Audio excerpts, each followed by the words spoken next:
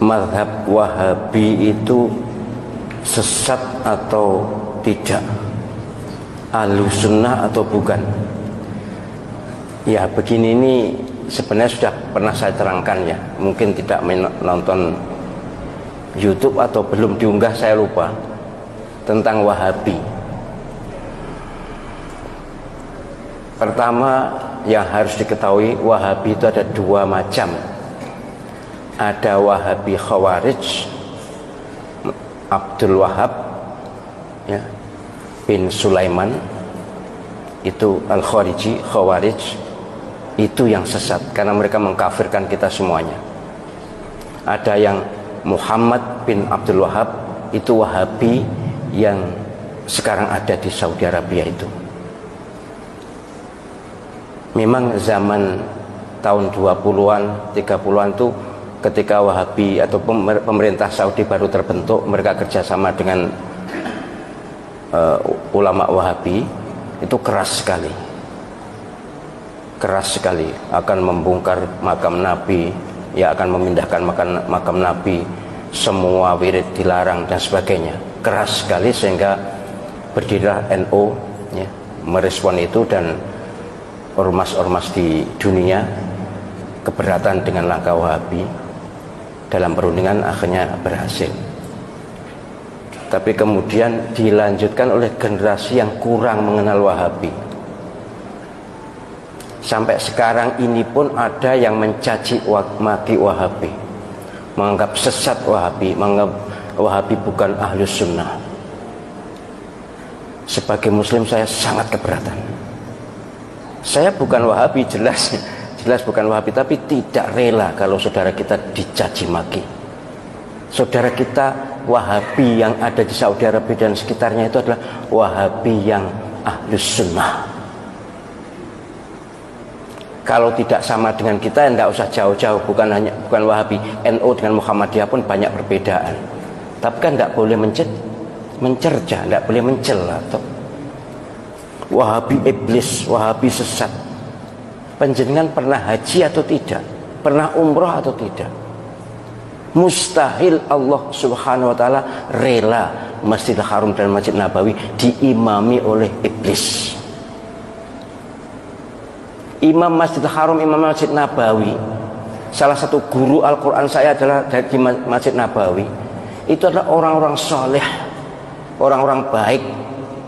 Wahabi mereka, pasti Wahabi mazhab akidahnya, tapi mazhab fikihnya Hambali. Jadi kalau mengatakan sesat, bahkan ada yang Wahabi itu ciptaan Yahudi. Benci ya benci, tapi jangan ekspresif dan jangan keterlaluan. Panjenengan nanti akan malu di depan Allah SWT. Mustahil, sekali lagi, Masjidil Haram diimami oleh orang yang sesat, mustahil. Mustahil Allah SWT ridho Masjid Nabawi imam masjidnya adalah orang-orang sesat. Saya tuh bahkan, karena saya akrab juga dengan Syekh Abdul Rahman As-Sudais, Soal-Sorem, akrab saya dengan mereka. Mereka tuh bahkan dalam persepsi saya orang yang paling awal masuk surga di antara orang yang hidup sekarang ini. Bersih lahir batin. Bahwa amaliyahnya kita tidak setuju, ya banyak. Kalau tidak setuju banyak.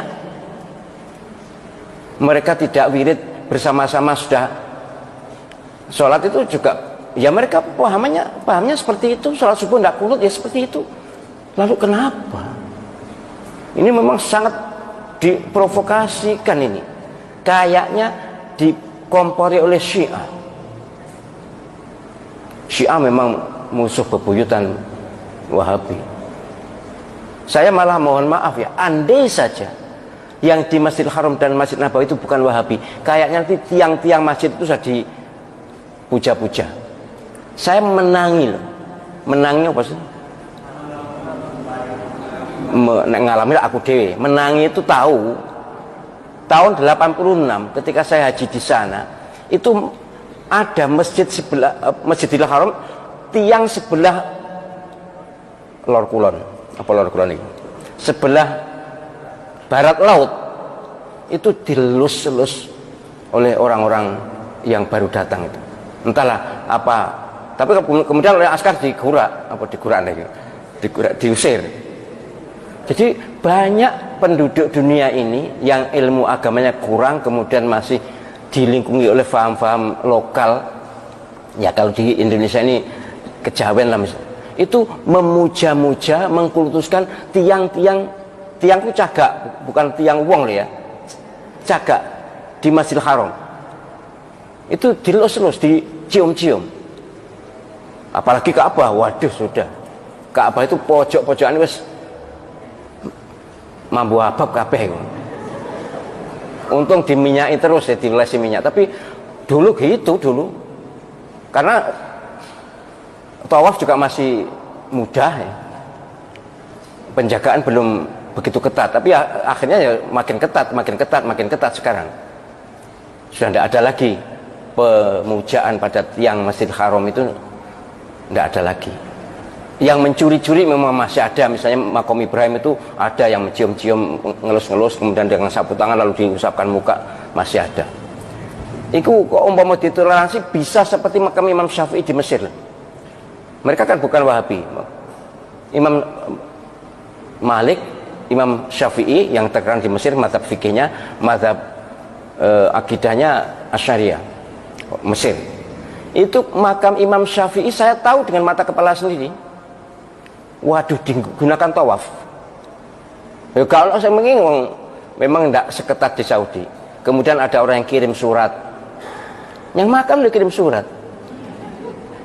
Kemudian ada naruh uang, segala macam jenis ritual mirip kejawen.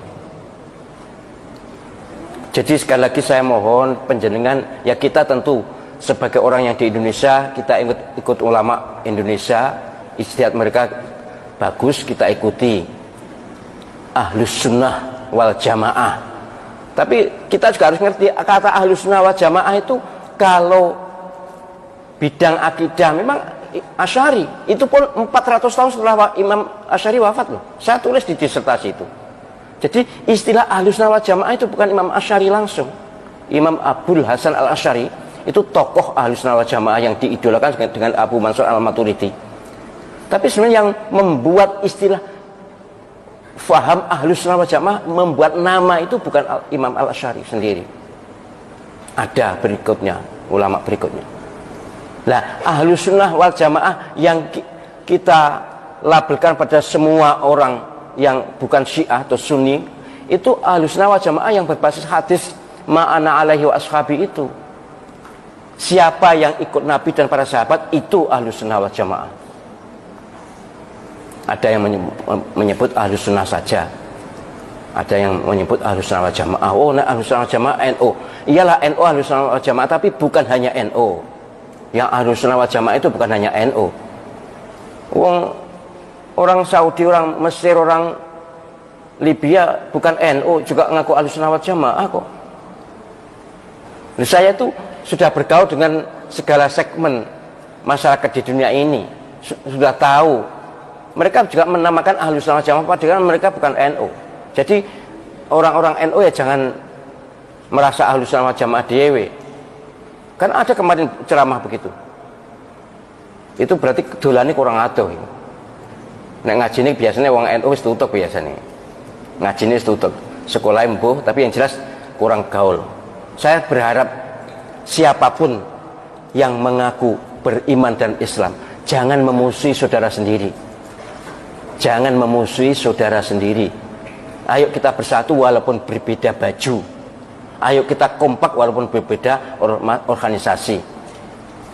Ayo kita bersaudara. Innamal mu'minuna ikhwatun fa aslihu baina akhawaykum wattaqullaha la'allakum turhamun. Ini firman Allah SWT dalam surah Al-Hujurat ayat 10. Sungguh orang-orang yang beriman ini adalah bersaudara. Maka harus damai dengan sesama saudara.